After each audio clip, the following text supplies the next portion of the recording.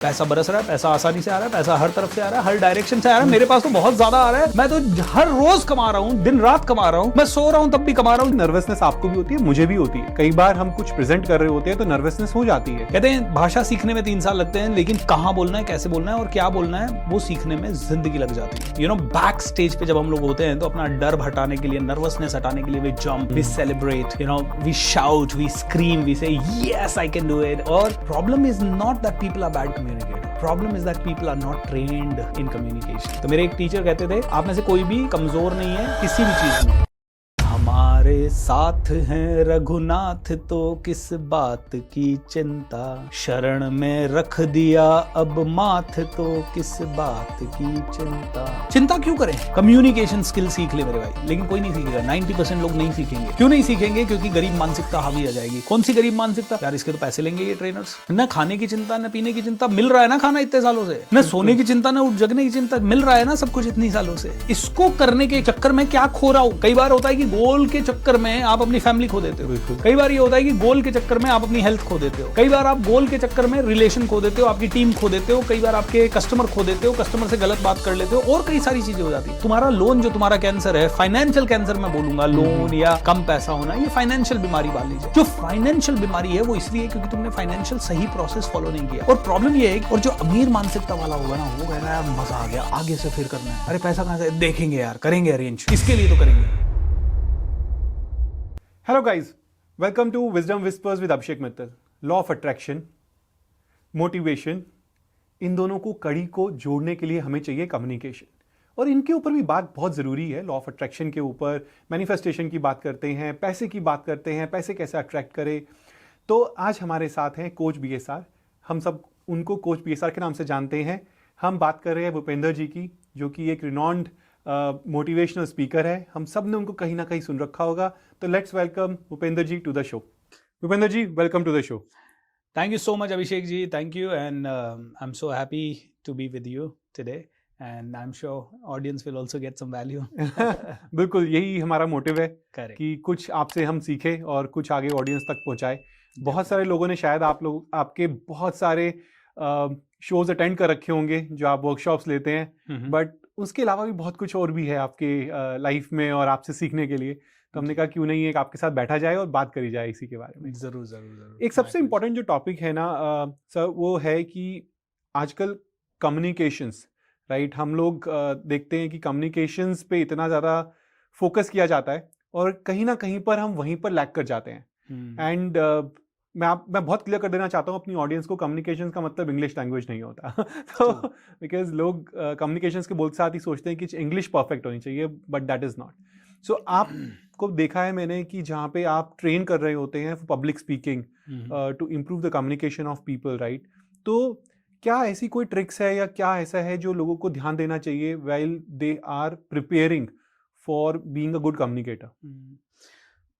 अभिषेक ji, communication का पहला rule मैं कहता हूँ लोगों को कि भाषा तो कम्युनिकेशन है ही नहीं। जैसे आपने अंग्रेजी कहा, कहते हैं भाषा सीखने में किसी को भी 2 साल 3 साल 3 महीना 6 महीना 12 महीना लग सकता है, बट क्या बोलना है, कितना बोलना है, कहाँ बोलना है, कैसे बोलना है, किस टोन में बोलना है, किस लेवल पे बोलना है, कहाँ पॉज देना है, और उसे बोलते समय उसका फ्यूचर इम्पैक्ट क्या हो सकता है, ये सारी चीजें कम्युनिकेशन है। कहते हैं भाषा सीखने में 3 साल लगते हैं, लेकिन कहाँ बोलना है, कैसे बोलना है और क्या बोलना है वो सीखने में जिंदगी लग जाती है। बिल्कुल। दूसरी चीज, एक दिन भर हम भाषा का इस्तेमाल करते हैं। आप मुझे सुन भी रहे हैं तो सोच रहे हैं, हाँ जी, ऑडियंस हमें सुन रही है तो एनालाइज कर रही है। तो ये एनालिसिस क्या है? ये एनालिसिस इज सेल्फ कम्युनिकेशन। और इसकी क्वालिटी क्या होगी? इसकी क्वालिटी वही होगी जो हम बनाना चाहेंगे, जिस लेवल पे हम उसे लेके जाना चाहेंगे। 17 आवर्स पीपल स्पीक या लिसन टू समबडी या फिर रीड करते हैं या राइट करते हैं, 17 hours they are busy communicating, लेकिन इस कम्युनिकेशन को कभी इंप्रूव नहीं करते। तो जैसे आपने कहा कि पब्लिक स्पीकिंग की क्या कोई ट्रिक्स है? यस, बहुत सारी ट्रिक्स है। जैसे सबसे सिंपल ट्रिक मैं आपको बताता हूँ पब्लिक स्पीकिंग अगर सीखना है तो हम हमेशा कहते हैं कि always think on the stage कि audience do not know much, you know everything.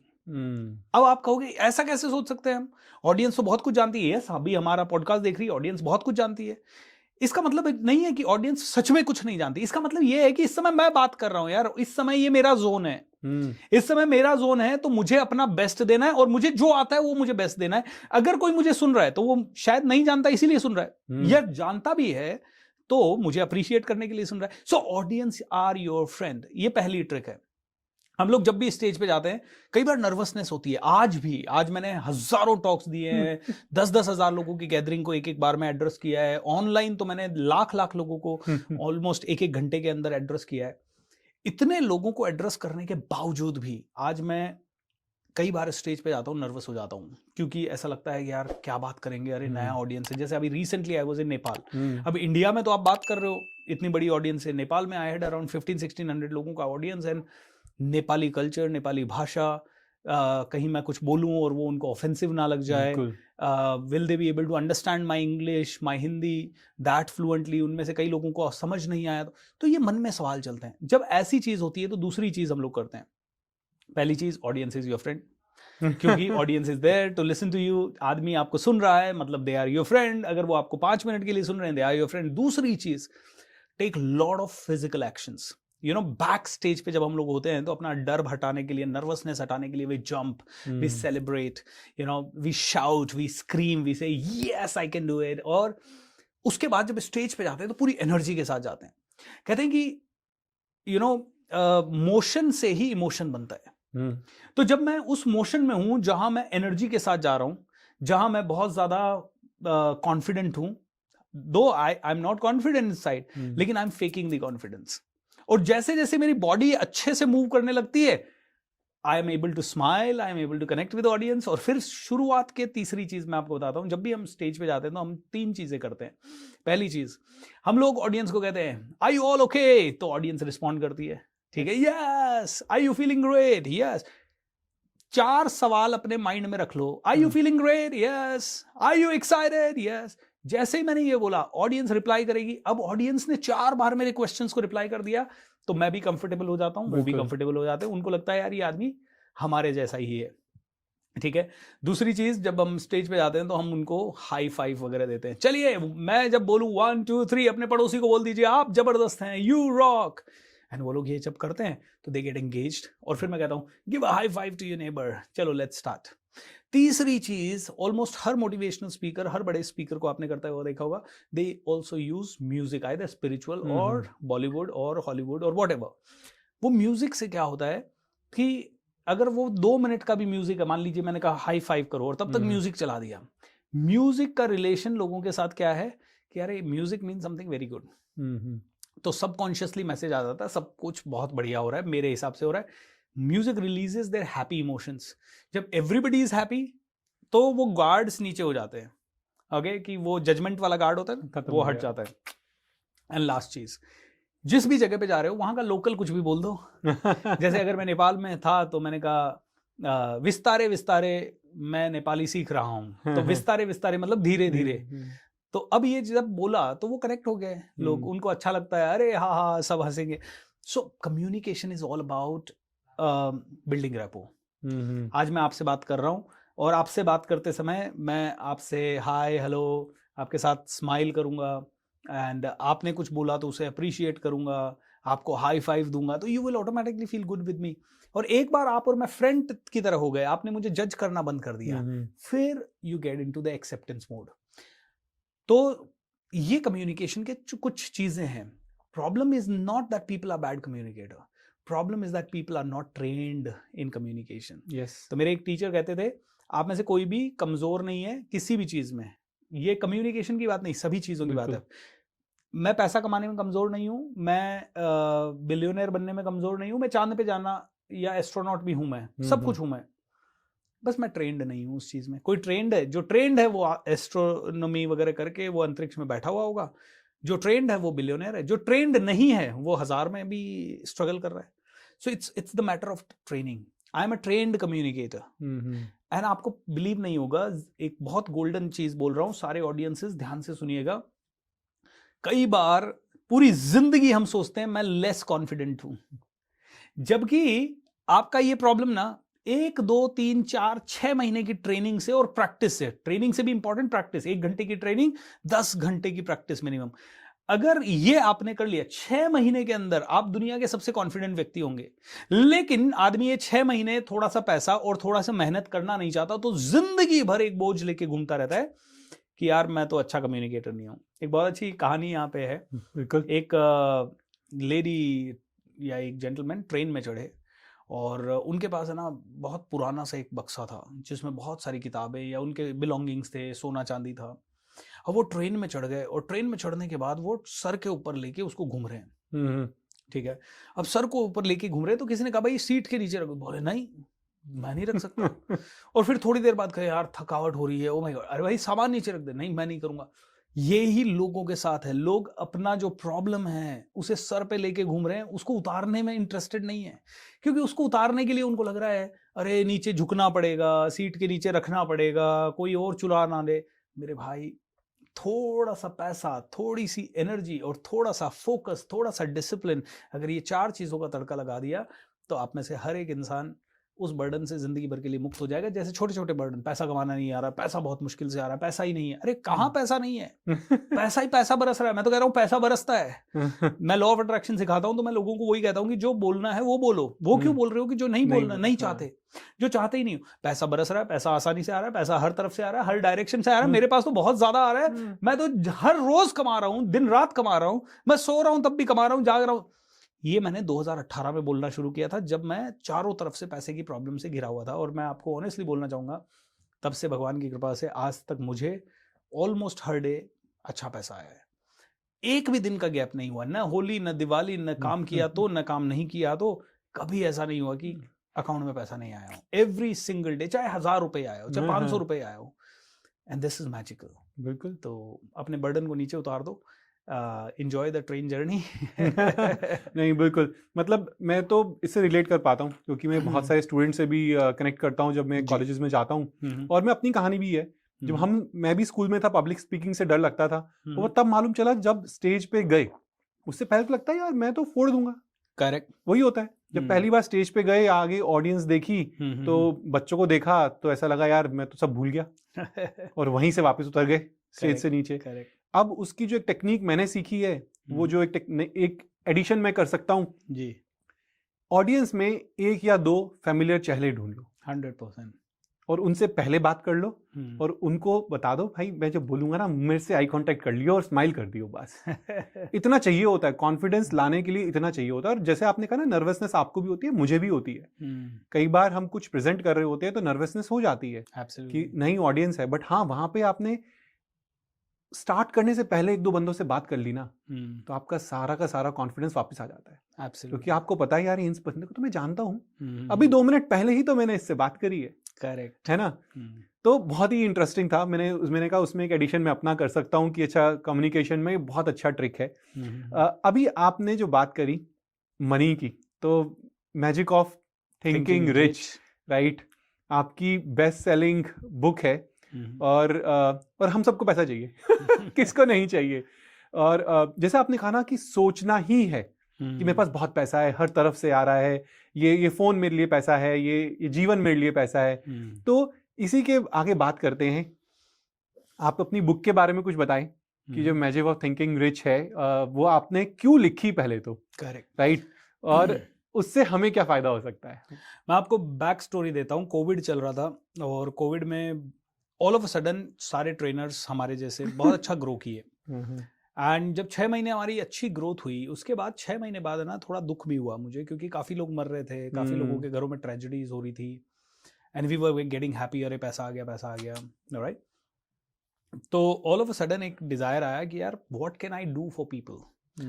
तो पहले तो हमने एक वर्कशॉप की जिसमें करीब 10-1 लाख रुपए हमने इकट्ठा किया, गवर्नमेंट ऑफ इंडिया को दिया, कुछ जरूरतमंदों को दिया। फिर हमारी कम्युनिटी में एक लेडी की डॉटर एक्सपायर हो गई थी 11 ईयर्स की, तो हमने करीब 10-12 लाख रुपए लेके उनको भी दिया। बट मैंने कहा यार इससे ज़्यादा मैं तो अंबानी नहीं हूँ, मैं अडानी नहीं हूँ, मैं टाटाज नहीं हूँ, मैं कितना पैसा ला पाऊंगा। मैंने कहा लोग मर रहे हैं, what can I do for people. तो मैंने 28 डेज पूरा मंथ डेडिकेट किया लोगों को मेरी सबसे प्यारी learning law of attraction, positivity या हाउ टू सिंप्लीफाई लाइफ को लेके या ट्रेजेडीज में कैसे बिहेव करें, ये सारी चीज़ों को लेके मैंने 28 डेज का एक वर्कशॉप लॉन्च कर दिया and that was free of cost. और उसके पीछे का मेरे टीचर का एक छोटा सा संदेश भी था, when you support the world selflessly the whole universe supports you endlessly. मतलब कई लोग कहेंगे अच्छा तो पूरा ब्रह्मांड आपको सपोर्ट करे इसलिए आपने किया। अरे मेरे भाई, ब्रह्मांड ऑटोमेटिकली सपोर्ट करेगा, जहां एक्शन है वहां रिएक्शन अपने आप हो जाएगा। सो मैंने वो 28 डेज का वर्कशॉप लॉन्च कर दिया एंड लोगों ने कहा सर कैसे 28 डेज लोग आएंगे, क्या आएंगे, बट हमें बाय गॉड्स ग्रेस इतना अच्छा रिस्पॉन्स मिला और इतने सारे लोग आए, that too free of cost, not even a single penny charge, no advertisement in that workshop. और 28 दिन के उस वर्कशॉप का नाम क्या रखें, तो हमने उसका नाम रख दिया the magic of thinking rich. अब थिंकिंग रिच रखा और फिर उसके अराउंड हमने कुछ थीम्स भी बनाई कि अब बड़ा सोचेगा इंडिया, कुछ गाने भी बनाए हम, यू नो, एक सोच बदल सकती है भारत की तस्वीर, एक सोच बदल सकती है हम सब की तकदीर, ये सोच ही होती है प्रगति का आधार, इस सोच से ही होता है हर सपना साकार, इस सोच को अपनी रोशन कर दे, बना दे उजियारे, ऐसा कुछ मैंने एक गाना भी बनवाया।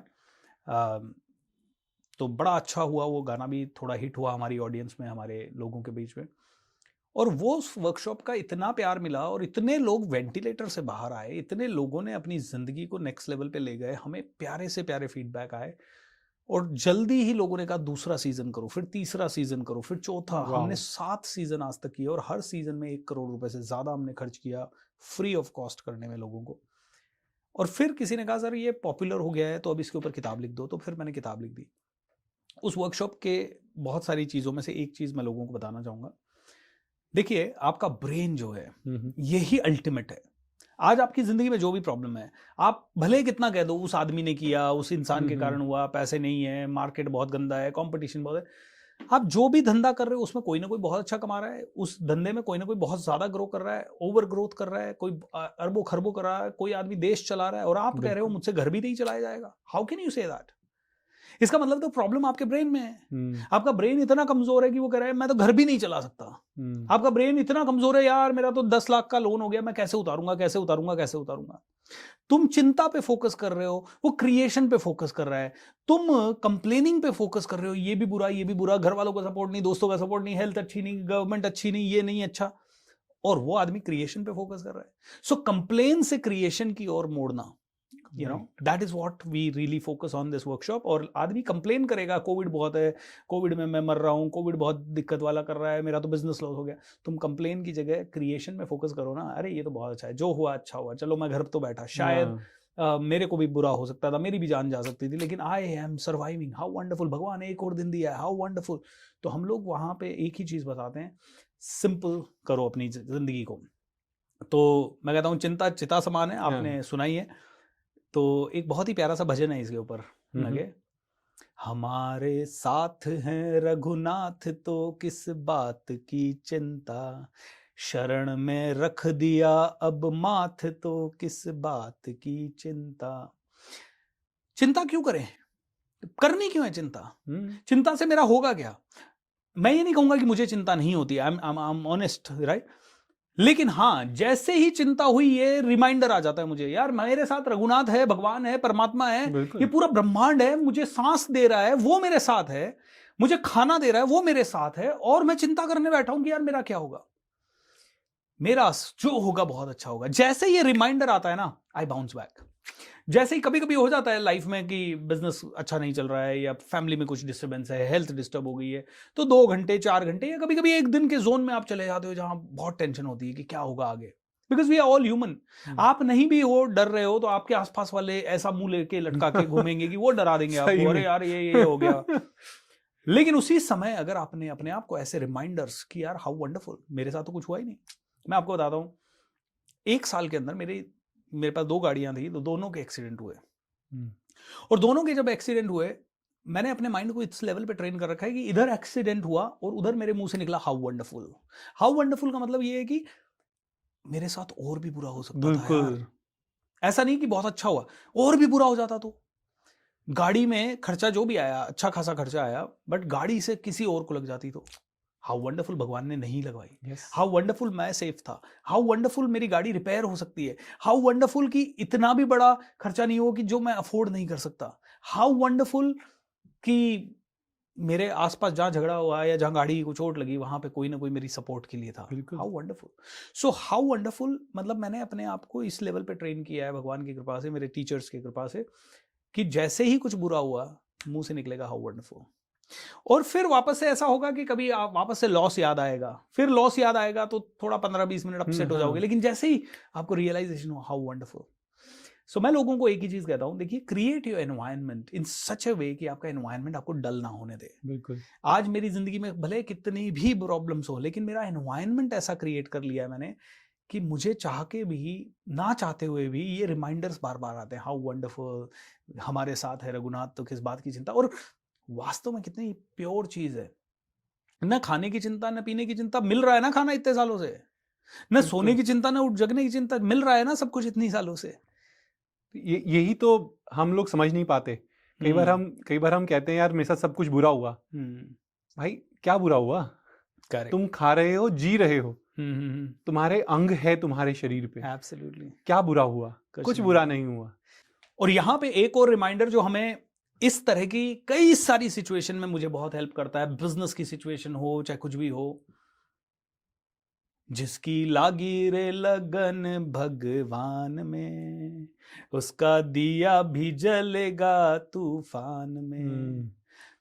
मतलब आप भगवान में लगन, यानी कि आपके पैशन में लगन लगा दो। लोगों को जब भगवान बोलते हैं तो लोगों को शायद अलग अलग माइंडसेट होता है। मुझे तो समझ नहीं आता आजकल हमारी कंट्री में भी, अगर हम लोग अपने धर्म या अपने भगवान या अपने उसके बारे में बोले तो लोगों को प्रॉब्लम हो जाती है कईयों को। इवन अलग अलग लोग अलग अलग सोचते हैं। मैं तो कहता हूँ हिंदू मुस्लिम सिख ईसाई सब भाई भाई हैं, everybody is one, we are all humans. कहते हैं कि ना हिंदू बनेगा ना मुसलमान बनेगा, इंसान की औलाद है इंसान बनेगा। यार इंसान बनो ना पहले। कहाँ हिंदू बनने में लग गए, कहाँ मुसलमान बनने में लग गए। जहां मैं कह रहा हूं भगवान, वहां मेरे लिए राम होंगे, मुस्लिम के लिए अल्लाह है, सीधी सी बात है। और दोनों ही धर्म बात कर रहे हैं सुप्रीम पावर की, जहां पे कि सारी सृष्टि का रचनाकार जो है, दोनों ही धर्म। सो आई थिंक सभी धर्मों में सही बातें लिखी हुई है। ये तो लोगों ने उसको करप्ट कर दिया। खैर धर्म पे हम चले गए गलती से, हम लेट्स कम बैक। तो मैं ये कहूंगा कि ये रिमाइंडर्स हैं, जिसकी लागी रे लगन भगवान में, उसका दिया तो जलेगा तूफान में। अब भगवान किसी के लिए अपना पैशन है, किसी के लिए अपना काम है, किसी के लिए सच में परमात्मा है। और जिसने सच में हाईएस्ट एनर्जी पे फोकस कर दिया, उसका दिया तूफान में भी जलना है। मतलब वो उसका कोई कुछ नहीं बिगाड़ सकता।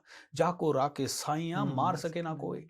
तो कर्म तेरे अच्छे तो किस्मत तेरी दासी, नीयत तेरी साफ तो घर में मथुरा काशी। सो अच्छे कर्म किए जा, और अच्छे कर्म करोगे और अच्छा सोचोगे तो सब कुछ अच्छा होगा। यही मैजिक ऑफ थिंकिंग रिच है बस।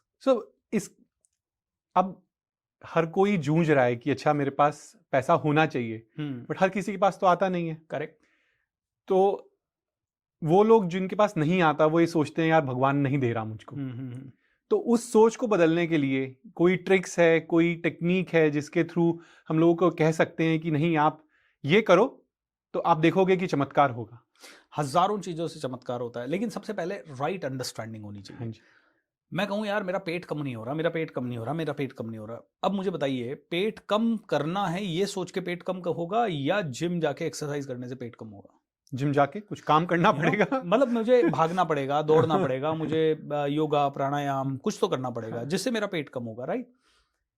अब लोगों का प्रॉब्लम ये है कि पैसा कमाना है वो तो ठीक है, प्रोसेस कितना फॉलो किया तुमने पैसा कमाने का भाई? नहीं मैंने तो किया है, मैंने शेयर मार्केट में पैसा डाला, मैंने क्रिप्टो में डाला, मैंने फॉरेक्स ट्रेडिंग में डाला, मैंने कोई गेमिंग एप्लीकेशन में डाला। अच्छा तुमने डाला, तुमने सीख के डाला या तुमने ऐसे ही डाल दिया? ऐसे तो हजारों लोगों ने हर साल योगा भी किया है, हर साल एक्सरसाइज भी किया है, हजारों लोग पैदल भी चले हैं। भाई तुम पैदल भी किस तरह से चल रहे हो? तुम सांस तो लेते ही हो, हर आदमी ले रहा है, लेकिन बाबा रामदेव जिस तरह से ले रहे हैं सांस, या हजारों योगा गुरु जिस तरह से सिखा रहे हैं उस तरह से ले रहे हो क्या? नहीं ले रहे हो। तुम खाना तो खा रहे हो, लेकिन तुम क्या उस तरह से खाना खा रहे हो जिस तरह से तुम्हें खाना चाहिए? नहीं खा रहे हो तो फिर कैंसर होना ही है। तुम रो क्यों रहे हो कि मेरे वो लोन हो गया? तुम्हारा लोन जो तुम्हारा कैंसर है, फाइनेंशियल कैंसर मैं बोलूंगा, लोन या कम पैसा होना, ये फाइनेंशियल बीमारी मान लीजिए। जो फाइनेंशियल बीमारी है वो इसलिए क्योंकि तुमने फाइनेंशियल सही प्रोसेस फॉलो नहीं किया। और प्रॉब्लम ये है कि आदमी आज भी फाइनेंशियल सही प्रोसेस फॉलो करना सीखना नहीं चाहता, क्योंकि सीखने के पैसे। आज आदमी का प्रॉब्लम ये है कि मैं तो जल्दी अमीर बन जाऊं। भाई जल्दी अमीर बनना है तो एक ही मात्र तरीका है, कम से कम 5 साल फाइनेंस के बारे में दिन रात सीख ले, मनी मेकिंग के बारे में सीख ले, नॉट ओनली फाइनेंस के बारे में, मनी मेकिंग के बारे में। अब जैसे मैं हूं, मैंने फाइनेंस के बारे में नहीं सीखा सर उतना, मैं फाइनेंस का कोच नहीं हूं, लेकिन मैंने एक चीज सीख ली है, मेरा प्रोफेशन ट्रेनिंग देना है, और इसमें मैं क्या करूं ज्यादा से ज्यादा, इसमें ज्यादा लोगों तक मैं कैसे पहुंचूं, इसमें ज्यादा वैल्यू कैसे ऐड करूं, इसमें कौन से टॉपिक पे बात करूं, किस तरह से बात करूं। जब मैं ये पे फोकस कर रहा हूं तो पैसा अपने आप आएगा। I don't need to focus on money every time. तो पहली चीज तो समझिए, प्रोसेस पे फोकस करो यार। अब प्रोसेस में भी 3 चीजें हैं। पहली चीज सबकॉन्शियस माइंड, दूसरी चीज कॉन्शियस माइंड, एंड तीसरी चीज आपकी जुबान। ये 3 चीजें हैं, ध्यान से समझिए। सबकॉन्शियस माइंड को 1 घंटा ट्रेन कीजिए रोज। रोज विजुअलाइज कीजिए बहुत पैसा आ रहा है। अभी जैसे मैंने कहा, पैसा तो मेरा दोस्त है, दिन रात आता है, हर बार आता है। अरे पैसा बरस रहा है यार, पैसा आसानी से आ रहा है। आज तो सबसे आसान है पैसा बनाना। सबकॉन्शियस माइंड के लिए आप विजुअलाइजेशन कीजिए, 369 टेक्निक, 555 टेक्निक, लिखिए अपने गोल्स को, लिखिए अपने ड्रीम्स को, उनके ऊपर उसी तरह की चीजों को की तरफ जाइए। 1 घंटा आपके सबकॉन्शियस माइंड को ट्रेन करें रोज, मिनिमम 23 आवर्स आपके बचे। उस 23 आवर्स में 15 घंटे अब आपके बचते हैं, और वो 15 घंटे आपके 2 चीजों को ट्रेन करने के हैं। एक आपकी जुबान और दूसरा आपका कॉन्शियस माइंड। जुबान क्यों? क्योंकि देखिए हर एक ट्रांजैक्शन कम्युनिकेशन इन्वॉल्व है उसमें। शुरुआत ही वहीं से करी थी हमने वहीं से आज मैं आपसे बात कर रहा हूं कम्युनिकेशन, मेरे से किसी कस्टमर से बात कर रहा हूं कम्युनिकेशन, किसी सप्लायर से बात कर रहा हूं कम्युनिकेशन, किसी पॉलिटिशियन से बात कर रहा हूं कम्युनिकेशन, वीडियो में बात कर रहे हैं कम्युनिकेशन, लिख रहे हैं कम्युनिकेशन, रील बना रहे हैं communication. Every single thing is communication. AI अगर आप यूज कर रहे हो और उसमें आप चैट GPT यूज कर रहे हो, तो क्या लिखोगे तो क्या देगा वो? प्रॉम्प्ट्स भी सीखना भी एक कम्युनिकेशन है। Prompt is communication. क्या प्रॉम्प्ट दें वो कम्युनिकेशन, कैसा सोचें वो कम्युनिकेशन है। सो कम्युनिकेशन के लिए आपके जुबान को ट्रेन करना बहुत जरूरी है। और तीसरा आपने कहा conscious mind. Conscious mind is all about process, कि भाई हमने सबकॉन्शियस माइंड से 100 करोड़ रुपए चाहते हैं, हमने लिख दिया, रूम में लगा दिया, उसके पोस्टर्स लगा दिए, हमने अपने अच्छे रजिस्ट्रेशन। अब हमें क्या करना है? उस तक पहुंचने के रास्ते ढूंढने, प्लानिंग करना है, उसके लिए एग्जीक्यूशन करना है, इंप्लीमेंटेशन करना है। ये सब कॉन्शियस माइंड का काम है। इसके लिए सीखना है, पढ़ना है, गुरु होना ही चाहिए, टीचर होना ही चाहिए। ये सब करेंगे तो आई एम श्योर जितना पैसा चाहोगे उतना आएगा, मिरेकल्स होंगे। अब प्रॉब्लम क्या है, लोग कॉन्शियस माइंड, सबकॉन्शियस माइंड को ट्रेन करने की बात करते हैं, पहली तो उसको भी ढंग से समझ नहीं पाते, उसके लिए भी सब शॉर्टकट ढूंढ रहे हैं। एक पॉडकास्ट देख लूँ, सबकॉन्शियस माइंड का सब सीख जाए। भाई साहब, मेरा मैजिक ऑफ थिंकिंग रिच 28 दिन का फ्री प्रोग्राम है मेरे यूट्यूब चैनल कोच BSR पे, देखो तो सही, पूरा समझ में आएगा कि कैसे सबकॉन्शियस माइंड काम करता है। So that is the first thing. Second thing, subconscious mind आपका हो गया। उसके बाद आपने कॉन्शियस माइंड को बहुत अच्छे से प्रिपेयर करना है। उसके लिए दिन रात काम करो, और कम्युनिकेशन पे कॉम्प्रोमाइज मत करो, सीखो कम्युनिकेशन। सीखने से भी ज्यादा मैं तो कहता हूँ सोचो, बोलने से पहले सोचो ना।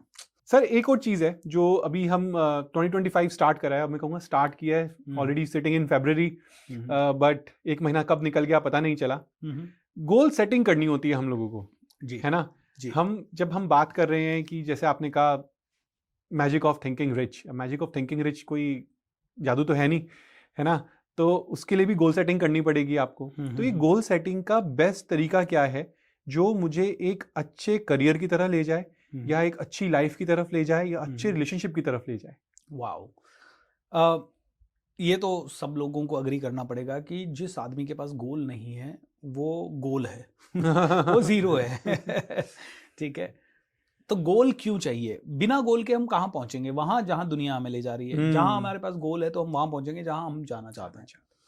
तो गोल सेटिंग का सही तरीका क्या है? तो एक फॉर्मूला है मेरा, जो है smarter square. What does that mean? आपने सभी ने सुना होगा स्पेसिफिक होना चाहिए गोल, स्मार्टर में स्मार्ट गोल होना चाहिए, SMART। हाँ, अभी मैं कहूंगा ये स्मार्टर होना चाहिए। स्मार्टर में भी S यानी स्पेसिफिक, लेकिन S का एक और मतलब होना चाहिए यहाँ पे। स्पेसिफिक तो है कि मुझे 1 करोड़ रुपया चाहिए, ये स्पेसिफिक है, लेकिन it has to be stretch also. Stretch मतलब किसी कोई मेरे पास आया और मैं उससे पूछता हूं तुम्हारा गोल क्या है, वो कहता है सर मैं दिसंबर में कार लूंगा। कमाते कितना हो, कौन सी कार लोगे, मैं लूंगा सर फोर्ड आइकॉन लूंगा। चलो आजकल फोर्ड आइकॉन का जमाना गया, तो वो कहता है आजकल मैं ये लूंगा, थार कार लूंगा। मान लो 20 लाख रुपए की आती है, 25 लाख रुपए की आती है। मैं उससे पूछता हूँ तेरी सैलरी कितनी है, 2 लाख रुपए जी। ठीक है, अब जो आदमी 2 लाख, अच्छा तेरे पास कोई बहुत सारे लोन है, नहीं एक होम लोन है जिसकी 30,000 रुपए किस्त जाती है, मतलब 1,70,000 बच रहा है। घर में कितने मेंबर है, मैं, मेरी वाइफ, मेरा एक बेटा है। ठीक है, 3 लोगों का खर्चा कितना है, कौन सी कॉलोनी में, किराया है जी मकान का 20,000 रुपए। ठीक है, मतलब सारा खर्चा मिला के तुम्हारा 1 लाख है, EMI मिला के, और 1 लाख आज भी तुम्हारे पास बच रहा है। अब तुम 10 साल से नौकरी कर रहे हो, तो तुम्हारे लिए दिसंबर में जाके कार लेना कैन नॉट बी ए गोल।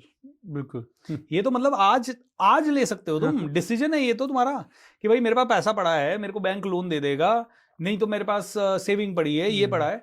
अब मुझे सिर्फ डिसीजन लेना है कि आज लेना है या दिसंबर में लेना है। लोग इसको गोल समझ लेते हैं, ये प्रॉब्लम है। Goal should be stretch. तुम्हारे पास 1 लाख रुपए पर मंथ बच रहा है, बैंक तुम्हें मान लो 20 लाख, 30 लाख, 40 लाख, 50 लाख दे सकती है, और तुम्हारे पास पूरे 10 महीने में 10 लाख और बचने वाला है। ओवरऑल तुम्हारी कैपेसिटी 60 लाख की बन रही है, और तुम कहो कि मेरा गोल है मुझे मर्सिडीज बेंज S क्लास लेनी है, 1.25 करोड़ की कार। तुम्हारे पास पॉसिबिलिटी 60 लाख की बन रही है और तुम 1.25 करोड़ की कार ले रहे हो। अब ये स्ट्रेच हो गया। अब कई लोग कहेंगे सर अपनी गुदड़ी से ज्यादा पैर फैलाने की बात कर रहे हो।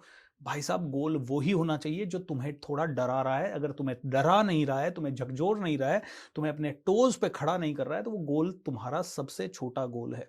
अब इसके ऊपर मैं आपको सब रिलेट कर पाएंगे। सेल्स टीम जो हम बात करते हैं, हम बोलते हैं सेल्स टीम ने यदि इस साल 40 का टारगेट किया है, किसी भी चीज की बात कर लेते हैं, तो अगली बार 60 का मिलता है उनको। बिल्कुल, क्यों दिया है? वो स्ट्रेच ही तो किया है। हम उनको बोलते भी है स्ट्रेच गोल। करेक्ट, हम स्ट्रेच गोल ही बोलते हैं, क्यों? क्योंकि पता है कि 40 तो तुमने किया है, खींच तान के तुम 50-55 भी ले जाओगे। एब्सोल्युटली। 60 का दूंगा तो तुम्हारा 50-55 तुम 70 भी ले जाओगे। एब्सोल्युटली। ऐसे मैं सिमेंटिक करके कंपनी में था, जब हम पहले दिन कंपनी में एंटर हुआ, तो वहां पे बोर्ड पे सब जगह लिखा हुआ था 80%, 80 के बोर्ड लगे हुए थे, 85 के। तो मैंने लोगों से पूछा ये क्या है, बोले कस्टमर सेटिस्फैक्शन सर्वे का हमारा टारगेट है 80 लिखा हुआ था। मैंने कहा 80, हम जहाँ पहले काम करते थे वहां तो 90 था।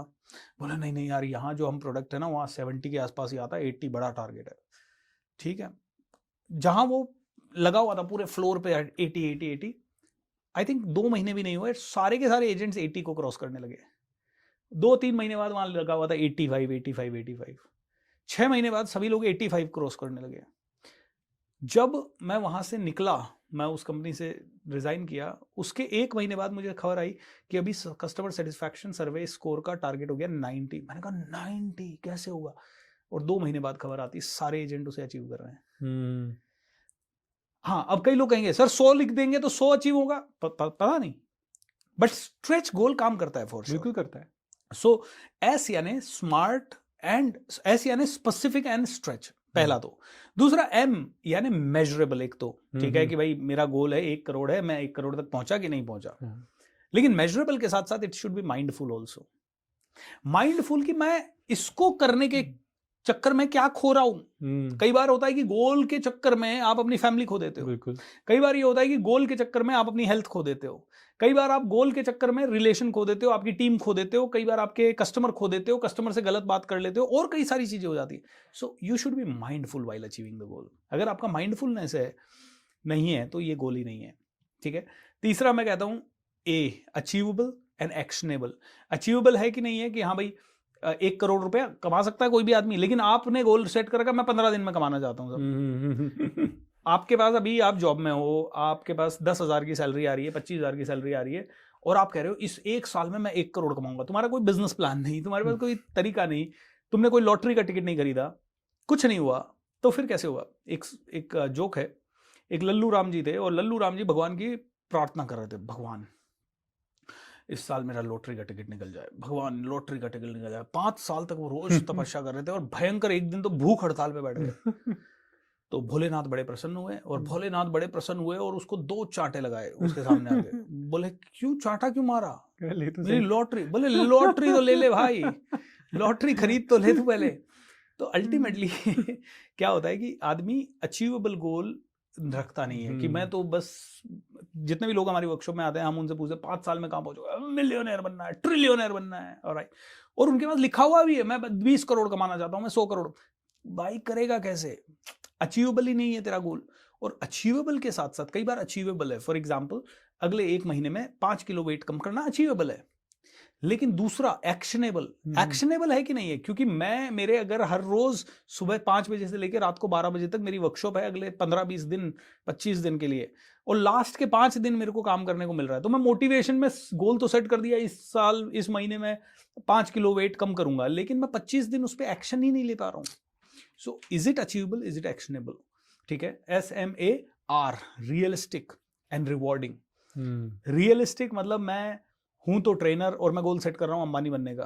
कई लोग हमसे ये प्रोग्राम में प्रश्न पूछते हैं, भाई साहब आप लॉ ऑफ अट्रैक्शन सिखा रहे हो, करोड़ों रुपए अट्रैक्ट करना सिखा रहे हो, आप अंबानी क्यों नहीं बने? भाई साहब अंबानी इसलिए नहीं बने क्योंकि हमारा अंबानी बनने वाला रास्ता ही नहीं है, रियलिस्टिक नहीं है वो मेरे लिए। मैं आज लिख भी दूं मैं अंबानी बनूंगा, मैं अट्रैक्ट नहीं कर पाऊंगा उतना पैसा, क्योंकि मेरी फैक्ट्रियां नहीं है, मैं उतना बड़ा कोई ब्रांड प्रोडक्ट नहीं है मेरे पास, मेरा प्रोडक्ट मैं खुद हूं। इस प्रोडक्ट से अंबानी बनना इम्पॉसिबल सी बात है।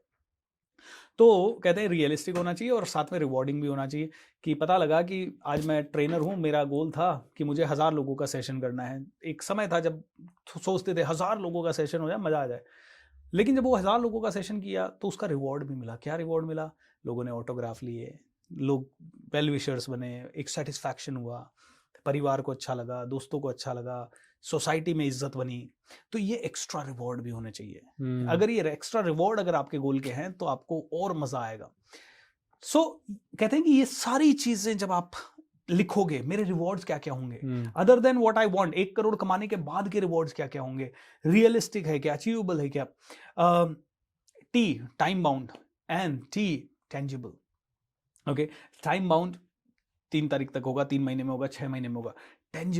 टेंजिबल मीन्स क्या आप उसको रियल में विजुअलाइज कर पा रहे हो, देख पा रहे हो, एग्जैक्ट पिक्चर देख पा रहे हो। तो मैं लोगों को कहता हूं, तुम जब कहते हो मुझे 10 करोड़ रुपए चाहिए तो तुम नहीं अचीव कर पाते हो, लेकिन आज सोचो अभी इसी वक्त और एक पिक्चर बनाओ कि 10 करोड़ आने के बाद घर जो खरीदोगे उस घर का कारपेट कैसा होगा, उसमें सोफे कैसे होंगे, उसका हाइट कैसा होगा, उसका लुक कैसा होगा। आज उसकी डिजाइन बनवा लो किसी को पैसा देके। अगर तुम 10 करोड़ का घर बनाना चाहते हो, आज आर्किटेक्ट को पैसा देके 3D डिजाइन बनवा लो। कहां बनेगा? और लगा दो उसको, रोज रोज देखो उसको, उसे देखो। जो आदमी देख सकता है वो जल्दी अचीव कर सकता है, इसीलिए उसको माइंड में देखना और उसको हकीकत में देखना। या अगर नहीं बनवाना चाहते तो ऐसा कोई घर ढूंढो आसपास जिसके जैसा घर तुम बनाना चाहते हो, उसके अंदर जाओ, उसके अंदर कैसा इंटीरियर है, उसका कैसा, 5 स्टार होटल्स में जाओ। Okay, so tangible is very important. E यानी इंजॉयबल, ये गोल इंजॉय भी करना चाहिए। आप पता लगा गोल अचीव करना, आप गोल अचीव करना है और पूरा 3 साल आप बहुत अनहैप्पी हो, स्ट्रेस। एंड एक और ई का मतलब होता है इंजॉयबल एंड एक्साइटिंग।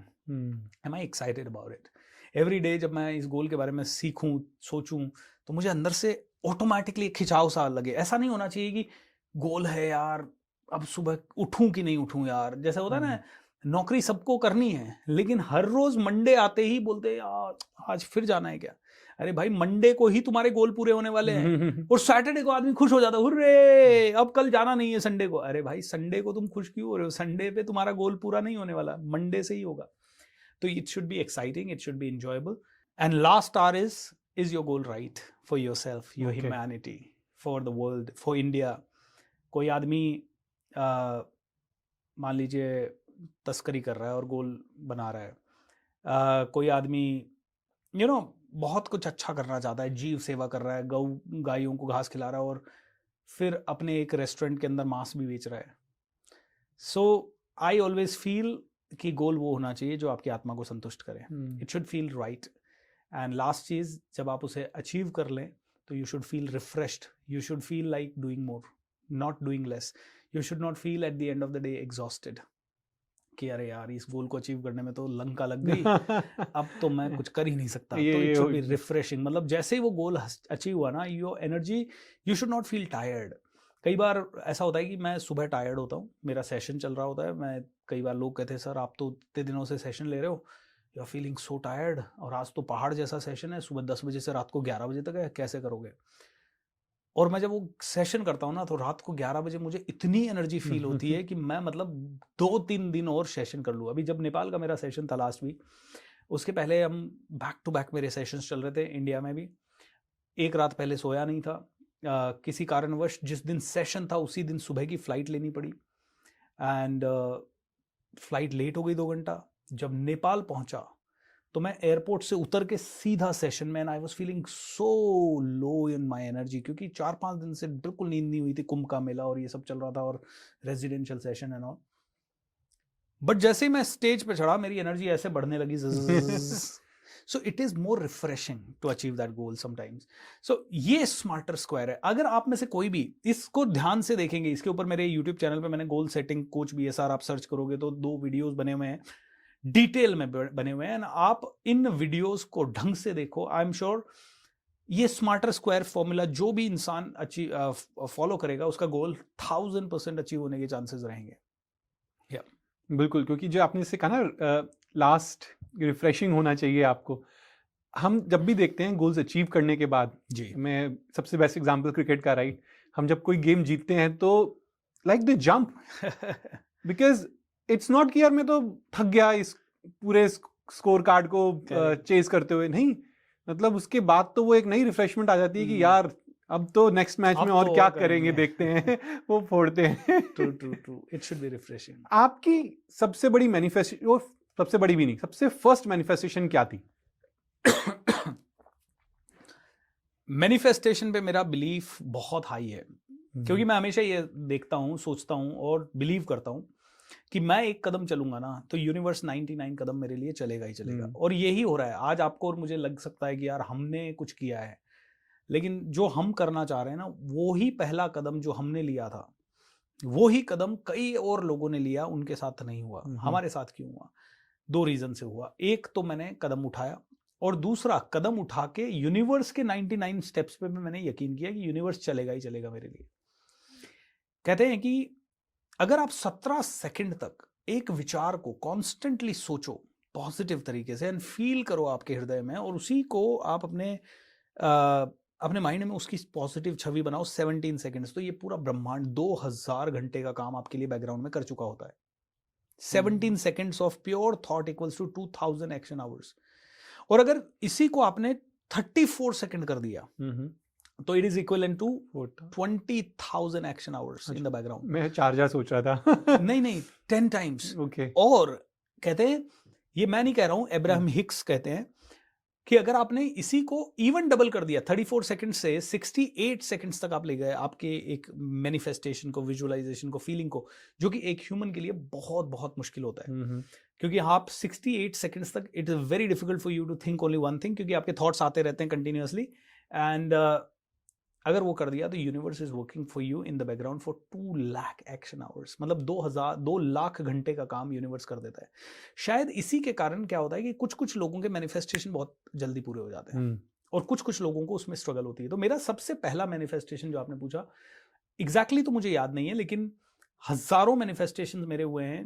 लेकिन मैंने सबसे पहले ये जर्नी 2008 में सीखना शुरू किया था, तब छोटे छोटे होते थे। तो मेरे को एक याद आ रहा है, मैं बताता हूँ। मेरे को नौकरी छोड़नी थी, मेरे को बिल्कुल इच्छा नहीं थी कि मैं नौकरी में जाऊं, लेकिन पापा मना कर रहे थे कि भैया नौकरी नहीं छोड़नी है। हम बहुत ही एवरेज फैमिली से आ रहे हैं, मेरी बहन की शादी आ रही थी, घर भी बन रहा था हमारा, तो उस घर में भी पैसे चाहिए थे। फिर मेरा करियर, मैं भी करीब उस समय 28-29 का हो गया था, तो बहन की शादी के इमीडिएट बाद मेरी शादी का प्लान था।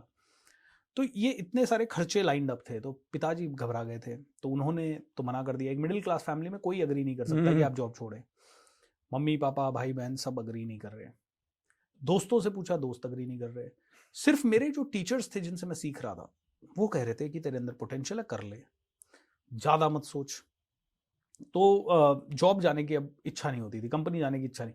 अंदर से एक ट्रेनर कूद पड़ा था थोड़ा सा, ठीक है, कि यार शायद मैं कर लूंगा। अंदर से आवाज़ आती थी।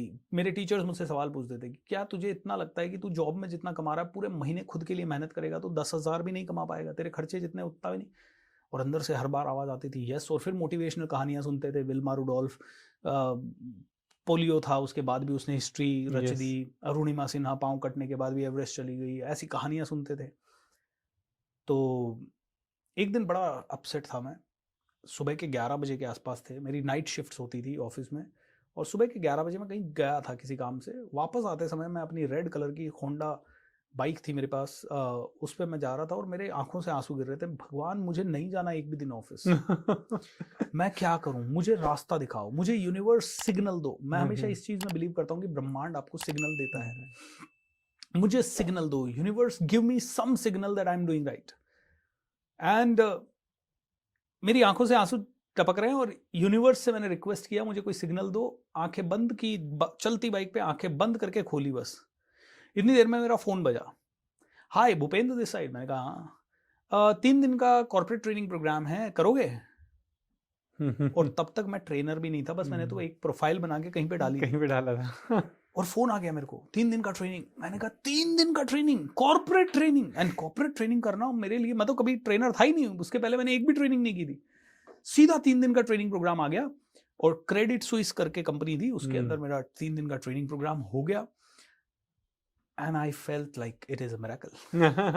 See, I was asking for a signal. भगवान से मैं सिग्नल मांग रहा था और भगवान ने कितना क्लियर सिग्नल दिया कि भैया 3 दिन का ट्रेनिंग भी कर। 9,000 रुपए भी मिले मुझे उस ट्रेनिंग के 3 दिन के, एक दिन का 3,000 रुपए के हिसाब से। मेरे को भगवान ने सिग्नल दिया, you are well taken care of, don't worry. और उसके बाद मैंने तुरंत घर वालों को बोला मैं जॉब छोड़ रहा हूँ। घर वालों को थोड़ा कन्विंस किया, बाहर वालों को कन्विंस किया, उसके बाद रिजाइन डाला एंड मैंने जॉब छोड़ दिया। So this is one thing which I can remember उस समय का। बाकी छोटे छोटे उस समय बहुत होते थे। फिर जो भी मैंने कार अट्रैक्ट करना चाहिए वो कार आई मेरे पास, जो घर अट्रैक्ट करना चाहा वो घर आया। जैसा मुझे ज़िंदगी चाहिए थी वैसी आज बन रही है। शुरू में मैं चाहता था कि 200-300 लोग मेरा सेशन अटेंड करें, तो 400, 500, 1000, 10,000, 15,000, 15,000 के लाइव ऑडियंस तक मैंने लाइव ऑडिटोरियम में एड्रेस किए एंड एक बार में। और जब बात आती है इसकी क्या कहते हैं ऑनलाइन की, तो ऑनलाइन तो magic of thinking rich season 4 में हमने गिनीज वर्ल्ड रिकॉर्ड बनाया था, जिसमें 1 घंटे के अंदर 2.5 लाख से ज़्यादा लोग जुड़े थे। एंड उसमें से 33,000 लोग कंटिन्यूसली पूरे 1 घंटे तक जुड़े हुए थे। कौन सा प्लेटफॉर्म यूज़ किया था सर? हमने डायरेक्ट यूट्यूब लाइव किया था। अच्छा, यूट्यूब लाइव। कौन सा नेटवर्क है जो 1 लाख से ऊपर लोग ले गया? डायरेक्ट यूट्यूब लाइव किया था and that was magical. Bhupendra ji, जैसे आपने कहा मैंने ये अट्रैक्ट किया, मैंने वो अट्रैक्ट किया, बहुत सारे लोगों को लग रहा होगा यार ये तो मतलब अट्रैक्ट किया, क्या सच्चाई है इसके पीछे, राइट? होता भी है या नहीं होता? क्योंकि बहुत सारे लॉ ऑफ अट्रैक्शन के आजकल कोचेज हैं जो यही बात करते हैं कि आप अट्रैक्ट करो, आप ये करो, आप वो करो, बट बहुत सारे लोगों को लगता है यार ये तो सच्चाई नहीं हो सकती। मेरे पे बिलीव मत करो, भगवत गीता पे बिलीव कर लो। अच्छा। मेरे पे बिलीव मत करो, वेदास पे बिलीव कर लो, उपनिषद पे बिलीव कर लो, ऋषियों मुनियों पे बिलीव कर लो, साधु संतों पे बिलीव कर लो, रामायण पे बिलीव कर लो। जैसी रही भावना जाकी तैसी, प्रभु मूरत तिन देखी तैसी। जिसकी जैसी भावना है प्रभु की मूरत उसको वैसी ही दिखाई देगी। ये सिंपल, ये लॉ ऑफ अट्रैक्शन है क्या, इसको समझ लेते हैं। भाई मैंने अगर एनर्जी डाली आईएएस ऑफिसर बनने पे, तो मैं आईएएस ऑफिसर बनूंगा। मैंने एनर्जी डाली कॉमर्स को पढ़ने में, तो मैंने कॉमर्स पढ़ी, और आपने साइंस पढ़ने में डाली तो आपने साइंस पढ़ी। बस यही है लॉ ऑफ अट्रैक्शन। मैंने एनर्जी डाली, आपने एनर्जी डाली कि हम ये पॉडकास्ट करें, मैंने एनर्जी डाली यस कह के, हम दोनों ने सही एनर्जी डाली, अट्रैक्शन हो गया। और कहाँ से अट्रैक्शन हुआ? शायद कोई ना कोई फीलिंग होगा आपका या मेरा, किसी न किसी रीजन से। लॉ ऑफ अट्रैक्शन को समझना, थोड़ा सा समझिए। 30 दिन जॉब किया तो सैलरी 31वें दिन आती है, तो you have attracted salary by giving some energy. अब लॉ ऑफ अट्रैक्शन कहता है कि जब 30 दिन तुम काम करके एनर्जी डाल के, फिजिकल एनर्जी और तुम्हारी कॉन्शियस एनर्जी डाल के तुम 50,000, कोई 1 लाख, और कोई उसी जॉब में 2 करोड़ भी अट्रैक्ट कर रहा है, कोई 5 करोड़ की भी सैलरी ले रहा है हर महीने इस दुनिया में, और सुंदर पिछाई जैसा आदमी 1800 करोड़ की सैलरी भी ले रहा है 1 साल के अंदर, तो क्या प्रॉब्लम है? कैसे, क्यों मिल रही है उनको 1800 करोड़ की सैलरी? Think about this. कोई है एक्सप्लेनेशन? अच्छा, जब हम किसी आदमी के बारे में सोचते हैं उसी समय उसका फोन आ जाता है, हम कहते हैं तेरी बड़ी लंबी उम्र है यार शैतान का नाम लिया, शैतान हाजिर। टेलीपैथी है। क्या है ये? अच्छा, गरीब और ज्यादा गरीब क्यों होता जाता है? अमीर और ज्यादा अमीर क्यों होता जाता है? ये मुकेश अंबानी, इलोन मस्क, ये 10 बिलियन, 20 बिलियन, 50 बिलियन, 100 बिलियन, आज इलोन मस्क 400 बिलियन डॉलर के आसपास खुद का संपत्ति है।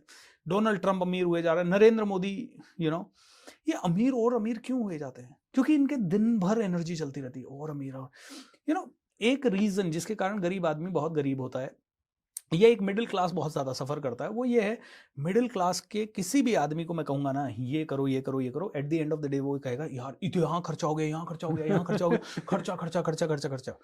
अमीर आदमी को कुछ भी करने को बोलोगे ना, भले उसके पास पैसा नहीं है, अमीर, आई एम नॉट सेइंग कि जो पैसा कमा के अमीर बन चुका है, आई एम सेइंग जो रिच माइंडसेट वाला है, दोनों सेम रहने दो, लेकिन गरीब मानसिकता वाला कहेगा खर्चा खर्चा बहुत हो गया, और जो अमीर मानसिकता वाला होगा ना, वो कहेगा यार मजा आ गया, आगे से फिर करना है, अरे पैसा कहां से देखेंगे यार, करेंगे अरेंज, इसके लिए तो करेंगे।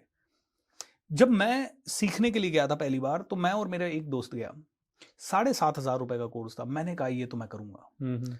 घर वालों से बात की, मना किया, दीदी ने मना किया, भाई ने मना किया, पापा ने मना किया, दोस्तों से बात की, उन्होंने मना किया, पागल हो गया क्या, तेरे को 7,500 में कोई बेवकूफ़ बना रहा होगा। अच्छा, क्योंकि सैलरी भी 11,000 ही होती थी, तो 11 में से 7,500 देना मतलब बड़ी चीज़ थी।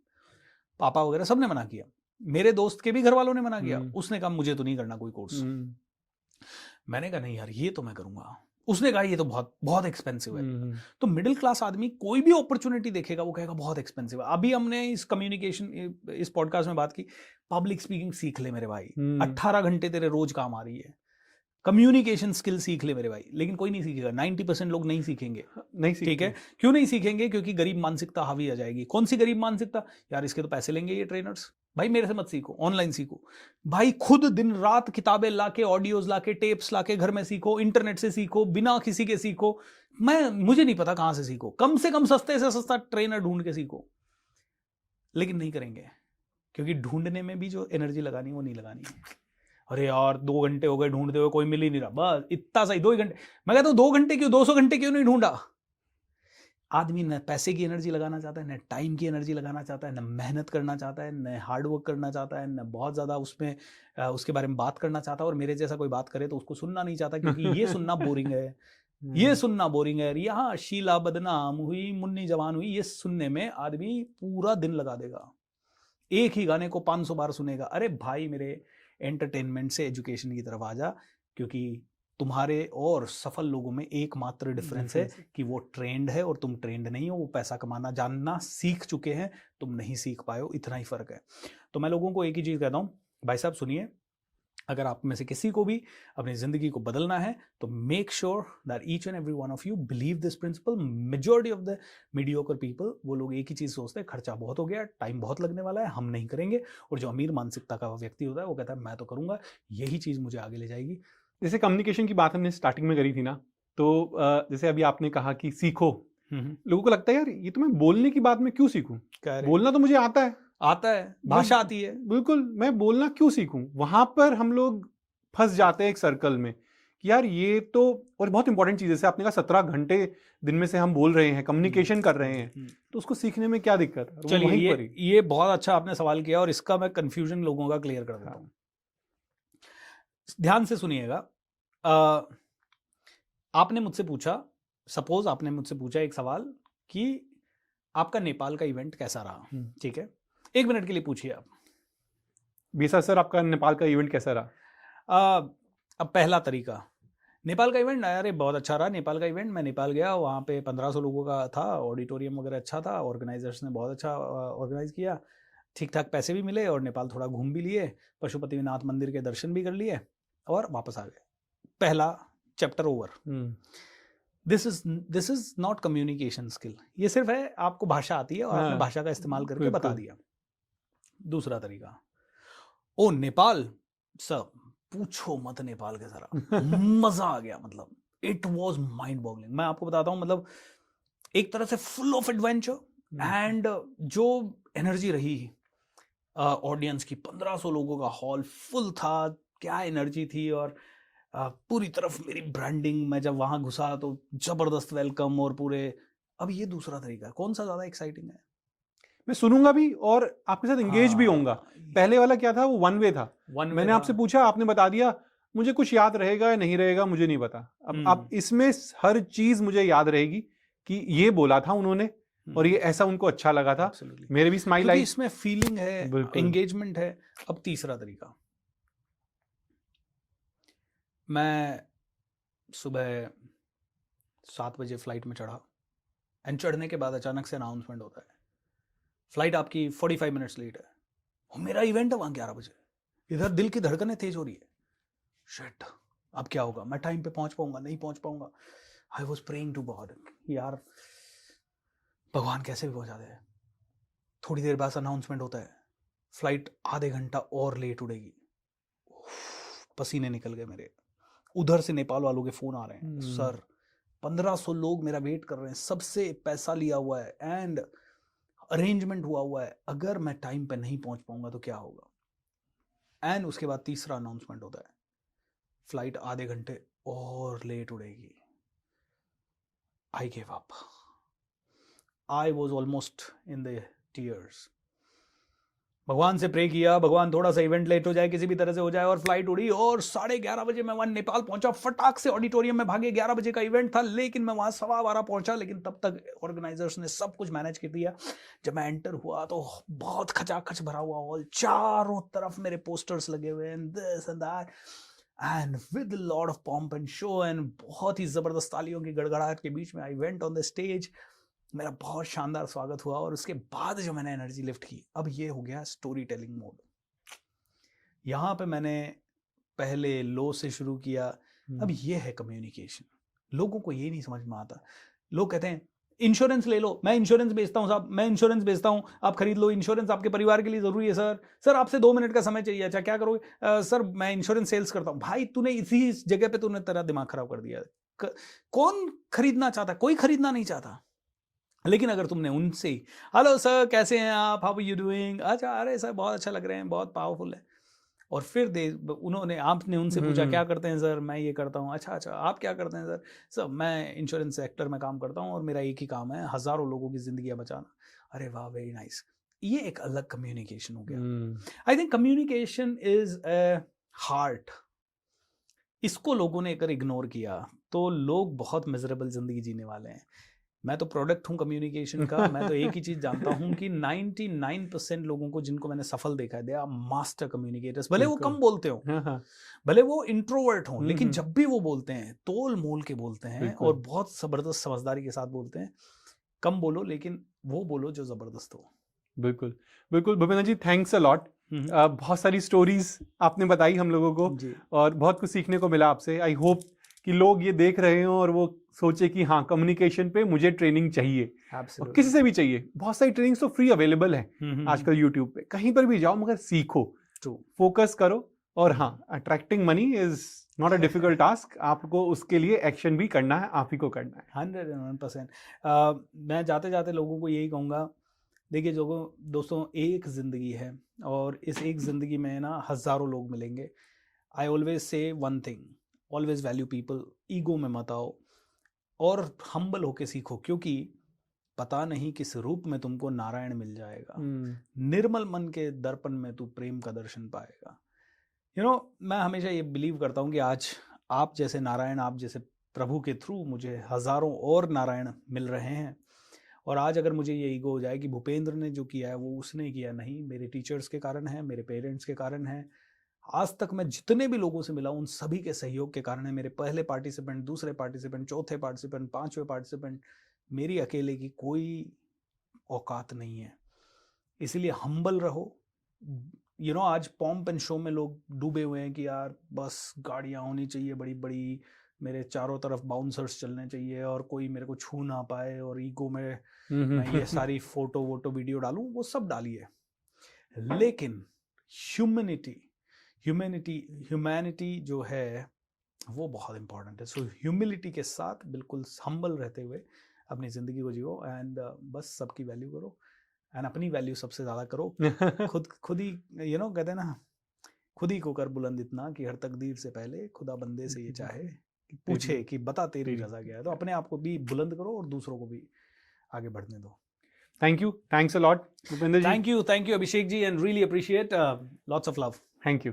कम्युनिकेशन के बारे में एक चीज जो सीखी है आज वो ये है कि हमें अपने आप को ट्रेन करना बहुत जरूरी है। और मोटिवेशन और लॉ ऑफ अट्रैक्शन के बारे में सबसे बड़ी बात है, हम कई बार कर चुके कि उसके ऊपर एक्शन करना भी आप ही को है। तो आज कोच BSR ने आप लोगों को एक इतना महत्वपूर्ण टूल दे दिया है स्मार्ट स्क्वायर का, स्मार्टर स्क्वायर का। तो वो जाके देखो और उसके ऊपर अपने गोल्स बनाओ और सक्सेस पाओ, खूब सक्सेस पाओ और खूब पैसा कमाओ। सो इसी के साथ अगले हफ्ते फिर मिलेंगे एक नए एपिसोड के साथ, किसी एक और इंटरेस्टिंग गेस्ट के साथ। Thank you and see you soon.